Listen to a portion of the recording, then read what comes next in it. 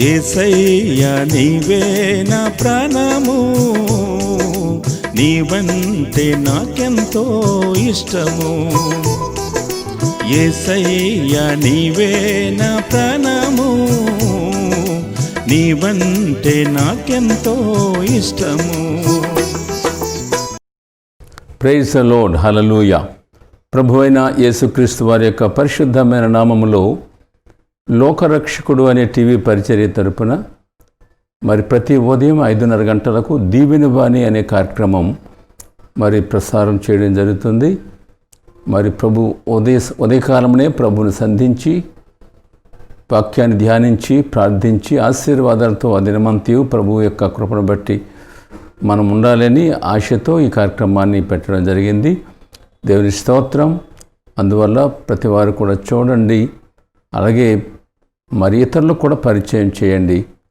మరి ప్రతి మంగళవారం 3:30 గంటల నుండి లోకరక్షకుడు ఆరాధన ఛానల్లో ఆ ప్రోగ్రాం కూడా మీరు చూచి మరి ఇతరులు పరిచయం చేయండి, ప్రార్థించండి. మీరు ఇచ్చే ఫోన్ కాల్స్ని బట్టి, మెసేజెస్ని బట్టి మరి మీకు రిప్లై ఇవ్వడానికి సాధ్యం కాకపోయినా పని యొక్క ఒత్తిడిని బట్టి మరి మీ కొరకు మేము ప్రార్థన చేస్తున్నాం, మీ కుటుంబాల కొరకు ప్రార్థన చేస్తున్నాం, మరి మీ అక్కర్ల కొరకు ప్రార్థన చేస్తున్నాం, మీ ఆత్మీయ అనుభవాల కొరకు ప్రార్థన చేస్తున్నాం. దేవుని స్తోత్రం కలుగునుగాక. ఆమేన్. ప్రార్థన. మహిమగల మా తండ్రి, వందనాలు స్తోత్రాలు చెల్లిస్తూ ఉన్నాం. ఈ సమయమందు ప్రభువా, ఈ దీవెన వాణి అనే కార్యక్రమం విన్న వారందరూ, చూచిన వారందరికీ దీవెనకరంగా ఉండినట్లుగా మీరు కృప దయచేయమని వేడుకుంటూ మహిమ పొందమని, మీరే మాట్లాడమని యేసయ్య నామములో స్తుతించి ప్రార్థిస్తూ ఉన్నాము తండ్రి. ఆమేన్. ఈ దినాన్ని మనము ధ్యానాంశము ప్రేర గిద్యోను చేతిలో ఏమో ఉంది. మోషే చేతిలో ఏమో ఉందో చూచాము. ఒక కర్ర, అది ఆర్డినరీ, వెరీ ఆర్డినరీ కర్ర. అయితే అది ప్రభు యొక్క కార్యములకు అప్పగింపబడినప్పుడు మరి దేవుని చేత వాడబడింది మోషే చేతి ద్వారా. అందుని బట్టి గొప్ప కార్యాలు ఆ కర్ర ద్వారా మనం చూచాం. దేవుని స్తోత్రం. మరి దావీదు చేతిలో ఏమి ఉన్నది అని అంటే వడిసెల ఉన్నది. అంటే గొలియాతు బలమైన వాడు, వీరుడు, శూరుడు, ధీరుడు, శిరస్సుకు శిరస్సానం ఉన్నది. మరి భుజం మీద లేకుంటే ఒంటిలో కవచంలో ఉన్నది. మరి చాలా పకడ్బందీ, మంచి నైపుణ్యుడు, యుద్ధంలో ఆరితేరిన వాడు, మరి 6 మూల జానుడు ఎత్తు. అయితే అతడంటే అందరూ భయపడిపోతున్నారు. ఫిలిస్తీయులకు అతడంటే ఎక్కువ గౌరవం. మరి ఇతరులకు ఎవరైనా సరే భయం. అమ్మో అతనుంటే జయించలేమని, అమ్మో అతనుంటే ఓడిపోతామని. అయితే అలాంటి సమయంలో బాలుడైనటువంటి దావీదు తన దగ్గర ఉన్నటువంటి చిన్న బడిసెల అంటే అది తాడుతో చేయబడింది, అదేది ఇంకా ఇన్స్ట్రుమెంట్ కాదు. అయితే అది తప్ప ఇంకేమీ లేదు. కానీ ఆ ప్రభునామములో అతని ఎదుటికి వెళ్ళాడు. తన యొక్క సంచిలో ఉన్న రాయి తీసి ఒడిసిలో పెట్టి ఒకే దెబ్బతో అతను పడగొడిచాడు. చూడండి, ఒడిసెల, దావీదు చేతిలో ఉన్న ఒడిసెల ఎంత బలమైన కార్యం చేసిందో చూడండి. అలాగే ఇది దాన్ని గిద్యోను చేతిలో ఉన్నటువంటిది ఏమి అని అంటే ఒక దివిటి ఉన్నది గిద్యోను చేతిలో. అందువల్ల మరి ప్రభు మరి ఈ దినాన్ని ఎలాగూ మనతో మాట్లాడతాడు అనేది మనం ఆలోచన చేసి ముందుకు వెళ్దాం. దేవుని స్తోత్రం. న్యాయాధిపతుల గ్రంథం 7వ అధ్యాయం మరి 15వ వచనం నుండి 21వ వచనం వరకు ఈ భాగాన్ని కొంత మనం చదివితే మనకి దాని యొక్క సంగ్రహమైనటువంటి వివరణ మనకు తెలుస్తుంది. గిద్యోను ఆ కళ వివరమును దాని తాత్పర్యమును వినినప్పుడు అతడు యెహోవాకు నమస్కారం చేసి ఇశ్రాయేలీయుల దండులోనికి తిరిగి వెళ్ళి, లెండి, యెహోవా మిద్యానీయుల దండును మీ చేతికి అప్పగించుచున్నాడని చెప్పి ఆ 300 మందిని 3 గుంపులుగా చేసి బోరను వట్టి కొండను ఆ కొండలలో దివిటీలను ప్రతివాని చేతికిచ్చి వారితో ఇట్లనెను, నన్ను చూచి నేను చేయునట్లు చేయుడి. ఇదిగో నేను వారి దండు కొట్టకొనకు పోవుచున్నాను. నేను చేయునట్లు మీరు చేయవలెను. నేనును నాతో ఉన్నవారందరూ బూరలను ఊదినప్పుడు మీరును దండుపాలెమంతటి చుట్టూ బూరలను ఊదుచు యెహోవాకును గిద్యోనుకును విజయము అని కేకలు వేయవలెనని చెప్పాను. అట్లు నడిజాము మొదట కావలివారు ఉంచబడగానే గిద్యోనును అతనితోనున్న 100 మంది దండుపాలెము కొట్టకొనకు పోయి బూరలను ఊది తమ చేతులలోనున్న కొండలను పగులగొట్టిరి. అట్లు ఆ 3 గుంపుల వారు బూరలను ఊదుచు ఆ కొండలను పగులగొట్టి ఎడమ చేతులలో దివిటీలను కుడి చేతులలో ఊదుటకు బూరలను పట్టుకొని యెహోవా ఖడ్గము గిద్యోను ఖడ్గము అని కేకలు వేసిరి. వారిలో ప్రతివాడును తన చోటున దండు చుట్టూ నిలిచియుండగా ఆ దండు వారందరూ పరుగెత్తుచు కేకలు వేయుచు పారిపోయిరి. దేవునికి మహిమ కలుగునుగాక. ఆమేన్. గిద్యోను చేతిలో ఏముంది అంటే దివిటి ఉంది అని మన చదివిన భాగంలో అర్థమవుతుంది.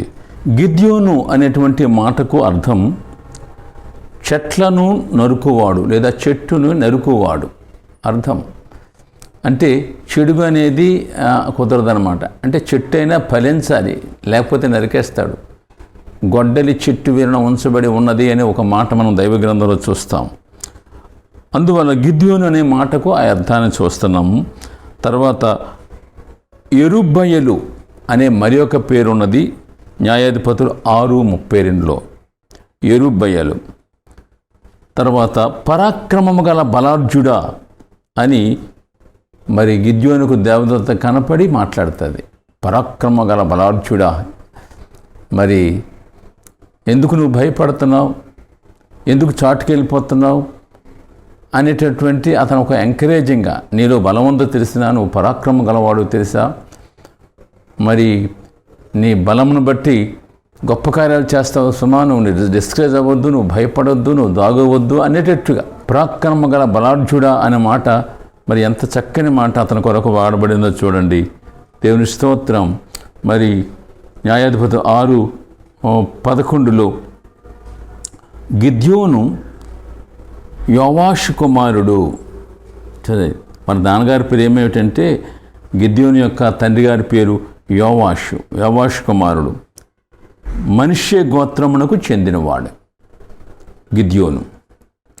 అందువల్ల న్యాయాధిపతులు 6:1-2లో మనం చూసినప్పుడు మరి ఇశ్రాయేలులు దేవునికి వ్యతిరేకమైనటువంటి పాపము చేసినప్పుడు మరి దేవునికి అవిధేయులైనప్పుడు దేవుడు వారిని మిద్యానీయుల చేతికి అప్పగించాడు. ఒక మాట మనం చదువుదాం. ఇశ్రాయేలీలు యెహోవా దృష్టికి దోషులైనందున యెహోవా 7 ఏండ్లు వారిని మిద్యానీయులకు అప్పగించెను అనే మాట ఉన్నది. అందువల్ల వారు దోషులైనారు కాబట్టి వారిని మిద్యానీయుల చేతికి అప్పగించాడు. చాలా శ్రమపడ్డారు అక్కడ మిద్యానీయుల యొక్క ఆ చేతిలో ఉండేటప్పుడు గమనించండి.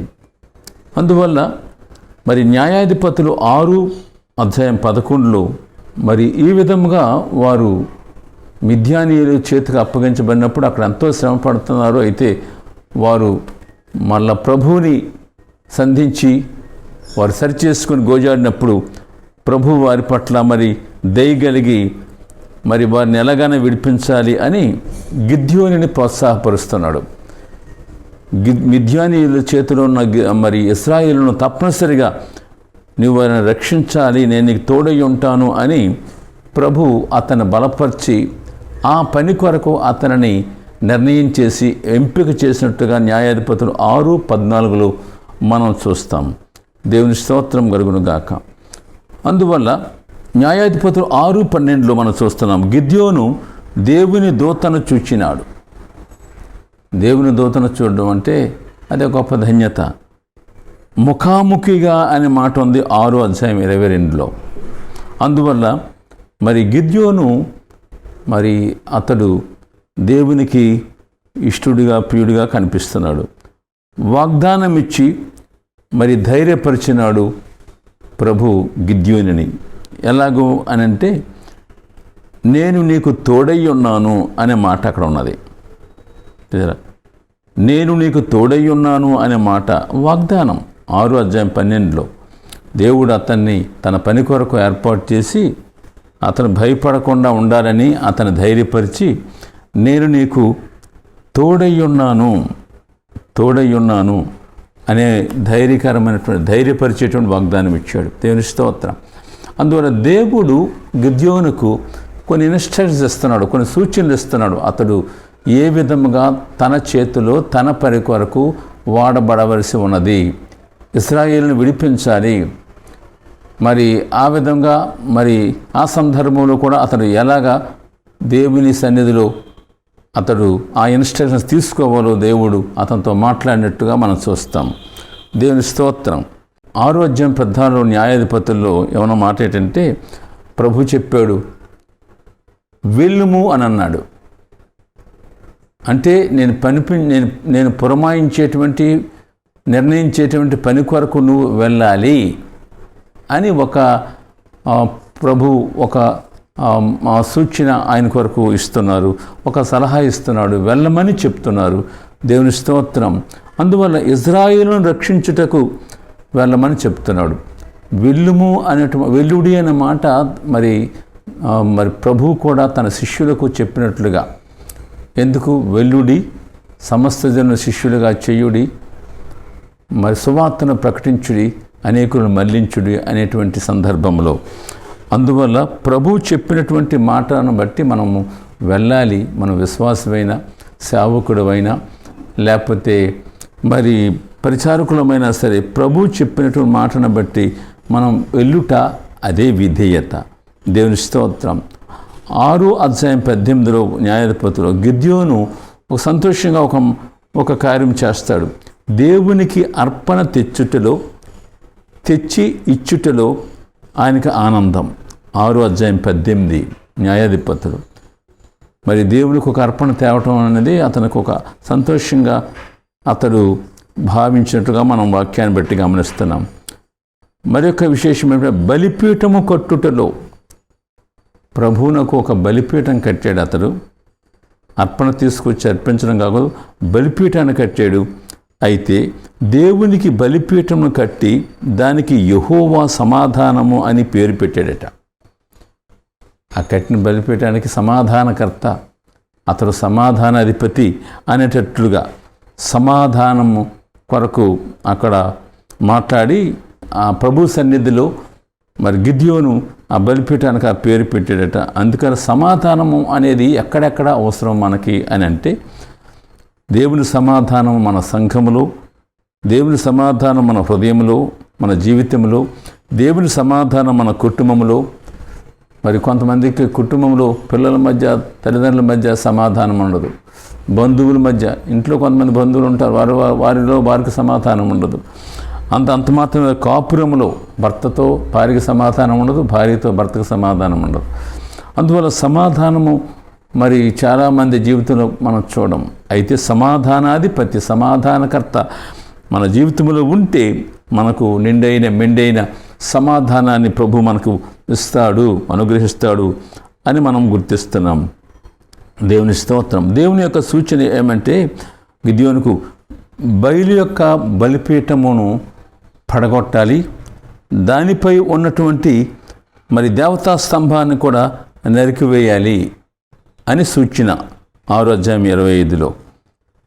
అయితే అలా చెయ్యాలి అని అంటే మరి అతడు రాత్రివేళ ఆ పని చేసినట్లుగా, అంటే ఎవ్వరికి తెలియకుండా, ఎవరికి కనబడకుండా, ఎవరికంటిని పడకుండా చేశాడన్నమాట. ఏం చేశాడు? బలిపీఠాన్ని పడగొట్టాడు, దాని మీద ఉన్న దేవతా స్తంభాన్ని నరికివేశాడు. నరికిన ప్రతిమ యొక్క కర్రతో దేవునికి దహన బలి అర్పించాడు. మరి రాత్రి వేళ ఎందుకు ఆ పని చేశాడు? భయపడి చేశాడు, భయంతో చేశాడు. ఎవరికి భయపడ్డాడు అని మనం ఆలోచిస్తే తన పితరుల కుటుంబీకులకు, తన పితరుల కుటుంబీకులే, వాళ్ళ బంధువర్గమే మరి దేవునికి వ్యతిరేకంగా వారు విగ్రహారాధనలో ఉన్నారు, బయలుని మరి పూజిస్తూ ఉన్నారు. అందువల్ల వాళ్ళే మరి వ్యతిరేకం అయిపోతారు, వాళ్ళే తిరగబడతారు. వాళ్ళే కదా, ఊరంతా కూడా ఆ ఊరి వారికి భయపడ్డాడు. అందువల్ల మనం గమనించాలి ఏమి అని అంటే, అతను ఎందుకు అలా చేశాడు అని అంటే, వారి కుటుంబీకులు, వారి యొక్క మరి బంధువులు, వారు విగ్రహారాధికులు మరి ఆ కార్యక్రమాలని, దేవునికి వ్యతిరేకమైన కార్యక్రమాలు బలపరుస్తున్నారు కాబట్టి వారందరూ కూడా తిరగబడతారు. అంత మాత్రమే కాదు, గిద్యోని యొక్క తండ్రి గారే ఆ యొక్క బయలు బలిపీఠాన్ని కట్టినట్లుగా మనం చూస్తున్నాం అక్కడ వాక్యాన్ని బట్టి. అందువల్ల 6:25లో అందువల్ల అందుకు భయపడ్డాడు అతడు. అయితే నీ బంధువులు మరి ఇంకా ప్రభువుని ఎరగని వారుగా ఉన్నారా? నీ బంధువులే దేవునికి విరోధులుగా ఉన్నారా? మరి నీ బంధువులే విశ్వాసమును బట్టి మరి నీకు వారు దైవికమైన విషయాల్లో శత్రువులుగా ఉంటున్నారా? ప్రేరగా గమనించి మనం ప్రార్థించాలి, చక్కగా వారిని మలుచుకోవాలి, సత్యంలో నడిపించుకోవాలి, లేకపోతే ఆరని అగ్నికి వెళ్ళిపోతారు. గుర్తుపెట్టుకోండి. దేవుని స్తోత్రం కలుగునుగాక. ఆమేన్. మరి ఇందాక మనం చదువుకున్నాం, మరి 7వ అధ్యాయంలో 15వ వచనం నుండి 21 వరకు న్యాయాధిపతుల గ్రంథములో మరి ఇశ్రాయేలీయులకు మిద్యానీయుల నుండి జయము ఎలాగొచ్చింది అని అంటే, మరి బూరలు ఊదిన వారు ఉన్నారు. అంటే బూరలు ఊదుడు అంటే ప్రార్థన. అంటే ప్రార్థన ఎక్కడ ఉందో అక్కడ జయం ఉంటుంది.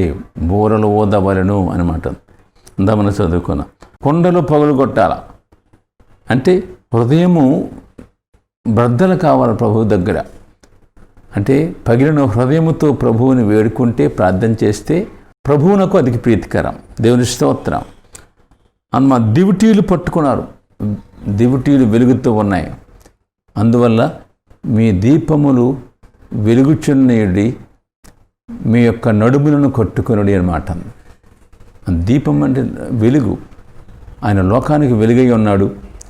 మరి ప్రభు మన జీవితంలోకి వస్తే మన జీవితం వెలుగు, మన కుటుంబంలో ఉంటే కుటుంబానికి వెలుగు, మన యొక్క సమాజానికి సమాజానికి వెలుగు. ప్రియారా, అందువల్ల దివిటే వెలుగునకు ప్రభువునకు సూచనగా మనం చూస్తున్నాము. అందువల్ల ఆయన లోకానికి వెలుగు, ఆయన ఉన్న చోటంతా వెలుగు. దేవుని స్తోత్రం. అందును బట్టి ప్రియమైన బిడ్డలారా, మరి ఆ విధముగా వారు బూరలు ఊదినారు, కొండలు పగులుగొట్టినారు, దివిటిని పట్టుకొని మరి ప్రభు కొరకు విజయాన్ని సాధించినారు. దేవుని స్తోత్రం. ఆయన పరాక్రమగల బలార్జుడు అని మనం చూచాం 6:12లో. మరి ఎవరు కలిసి రాకపోయినా, వ్యతిరేకత ఉన్నా, మరి ధైర్యంగా ప్రభు కొరకు నిలబడి మిద్యానీయుల చేతి నుండి మరి అతడు ఇశ్రాయేలును విడిపించినట్టుగా చూస్తున్నాం. Is a man of faith. విశ్వాసము గలవాడు. హెబ్రీయులకు రాసిన పత్రిక 11:32-33లో మరి విశ్వాసుల జాబితాలలో, విశ్వాస వీరుల జాబితాలలో అతను చేరి విశ్వాసమూలముగా, మరి విశ్వాసమును బట్టి అనే మాట అక్కడ ఉన్నది. ఒక మాట అక్కడ చదివేసి మనం ప్రార్థన చేసుకుంటాం. దేవుని స్తోత్రం కలుగునుగాక. ఆమేన్. అలా 11వ అధ్యాయం హెబ్రీ 32. గిద్యోను, బారాకు, సంసోను, యెఫ్తా, దావీదు, సమూయేలును వారిని గూర్చియు ప్రవక్తలను గూర్చియు వివరించుటకు సమయం చాలదు. వారు విశ్వాసము ద్వారా రాజ్యములను జయించిరి, నీతి కార్యములను జరిగించిరి, వాగ్దానములు పొందిరి, సింహమునోలను మూయించిరి, అగ్ని బలమును చల్లార్చిరి, ఖడ్గదారులను తప్పించుకునిరి. దేవుని స్తోత్రం కలుగును కాక. అందువల్ల ఆయన ఆ జాబితాలో చేర్చబడినాడు గిద్యోను. అందువల్ల గిద్యోను మరి ప్రభు కొరకు వాడబడినటువంటి వ్యక్తిగా మనం చూస్తున్నాం. దేవుని స్తోత్రం. మరి గిద్యోని చేతిలో ఏముంది అంటే దివిటి ఉన్నది, అది వెలుగుతూ ఉన్నది. మరి వారిని వెలిగించింది, జయమిచ్చింది, వారిని నడిపించింది. ప్రభు ఈ మాటలు దీవించునుగాక. ఆమేన్. ప్రేమల మా తండ్రి, వందనాలు స్తోత్రాలు చెల్లిస్తూ ఇది నా గిద్యోని బట్టి కొన్ని మాటలు మేము నేర్చుకున్నాం. మా తండ్రి, మిద్యానీయుల చేతి నుండి ఇశ్రాయేలును విడిపించినట్లుగా దేవుని చేతిలో వాడబడిన సాధనముగా పరాక్రమగల బలార్జుడిగా మా తండ్రి మేము చూస్తూ ఉన్నాం. తండ్రి వందనాలు, స్తోత్రాలు. ఆయన చేతిలో ఉన్న దివిటి మా తండ్రి వెలుగునకు మీరే ఆ వెలుగు. మా తండ్రి మనుషులను వెలిగించేవారు, చీకటిని గద్దించేవారు, మా తండ్రి పాపాన్ని రద్దుపరిచేవారు. అటు వెలుగు మా జీవితాలలో మా తండ్రి ఇంకను అనుగ్రహించి ప్రభు అతను ఇంకా ఎవరి చీకట్లో ఉన్న వారిని బలపరిచి వెలిగించమని యేసునామములో ప్రార్థిస్తున్నాము తండ్రి. ఆమేన్. తండ్రి కుమార పరిశుద్ధాత్మ త్రియేక దేవుని దీవెన వాక్య భాగం విన్న వారికి, అనారోగ్యంగా ఉన్నటువంటి బిడ్డల స్వస్థతకు నిత్యము తోడే నడిపించునుగాక. ఆమేన్.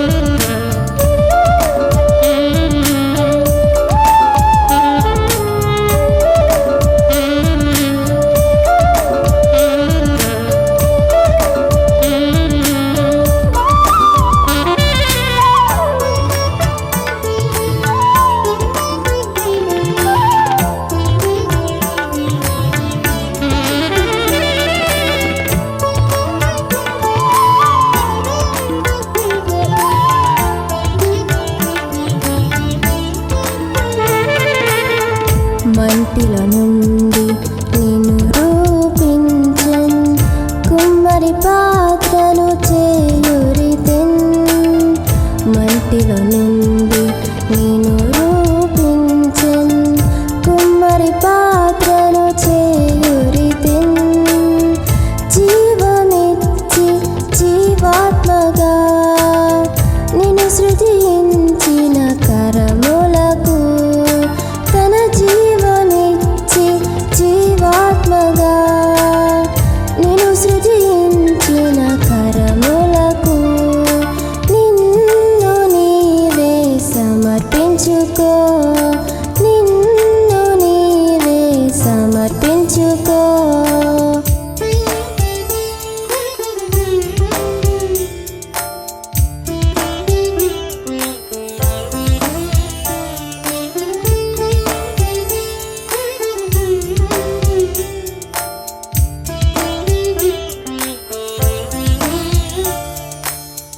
పాపములో పడి చెడి ఉన్నా ఎంతగానో నేను ప్రేమించెను.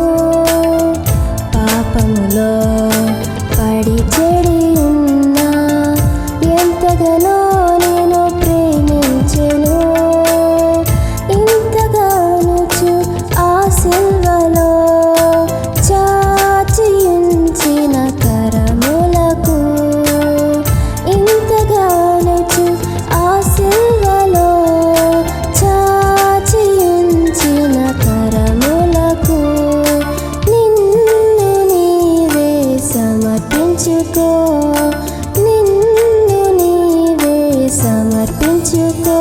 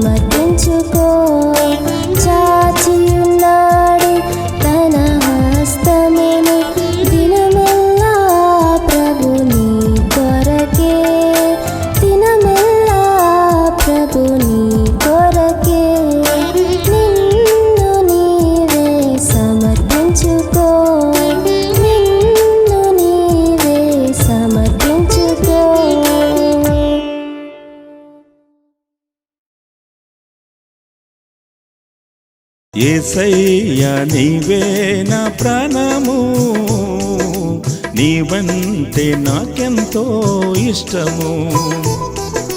యేసయ్యా నీవే నా ప్రాణము, నీవంటే నాకెంతో ఇష్టము.